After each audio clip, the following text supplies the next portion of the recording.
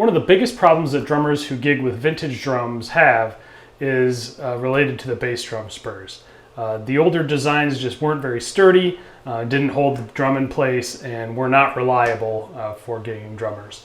For example, this 60s Ludwig has the gullwing style spurs, and they just don't grab very well in the clamps and don't tend to lift the front of the bass drum off the ground enough and don't really offer a lot of stability.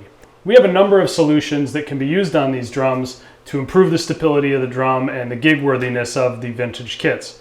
Now, a lot of drums will already have spurs installed with holes drilled into the shell for those.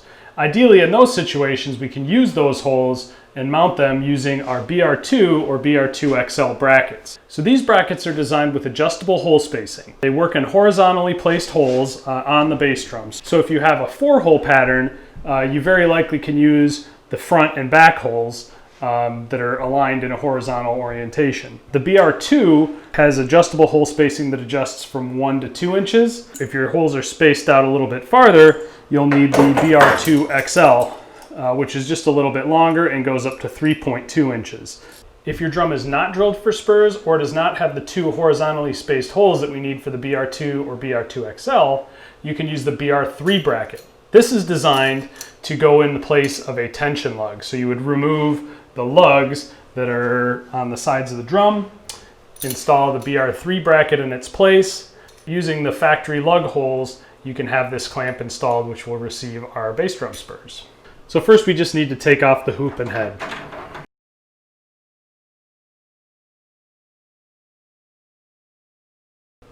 Okay, for a Br3 installation, we're first going to just remove the old brackets and then install the new Br3 bracket in the existing holes for the spurs.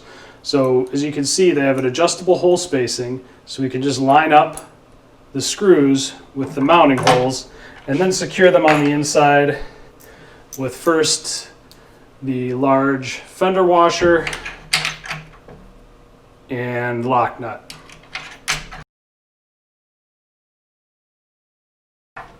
Now for a Br3 installation, we're going to start at the bottom of the drum and then go up 1, 2 lugs and remove this lug.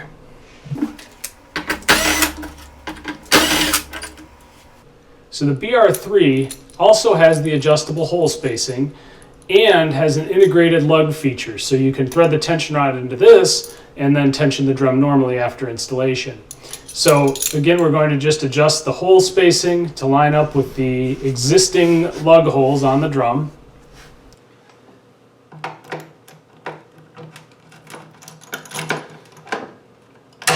And then secure on the inside with washers and nuts.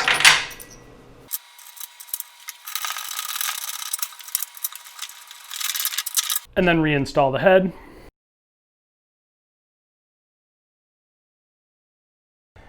Depending on the location of your bracket on your drum, you will need to pick the correct spur length. So in this case, with the drum sitting flat on the ground, the clamping point of the spur is about 7.5 inches above the ground. Now you'll want to give an extra inch or so to allow for that bass drum to be lifted off the ground and level it out with your bass drum pedal, which will lift the back end of the drum. So now we're at 8.5 inches, and we generally recommend picking a spur that's 1.5 inches longer than that measurement. So in this case, this drum is going to need a 10-inch spur. So then you take your 10-inch ultralight spur and install the included memory lock. Slide it into the bass drum and clamp it into place. Now when you've got the adjustment how you like it, you can tighten the memory lock in place. Then you'll have a nice repeatable setup on your gigs. For a Br3 mounted spur, you can either measure like we did on the other side and figure out the correct length that way, or you can look on our website where there's a chart that tells you the correct dimension based on the diameter and number of lugs on your drum. In this case, we have a 22-inch 10-lug bass drum, which requires 6-inch spurs. So we'll take our 6-inch ultralight aluminum spur, slide on the memory lock, and clamp it in place on the drum. So these upgraded bass drum spurs will make your bass drum more stable, easier to pack up, and much more reliable on gigs, as well as make your bass drum actually sound better since both of these are suspension mounting brackets. If you have any questions about picking the right spur for your drum or installation questions, feel free to contact us at our website at indiedrum.com.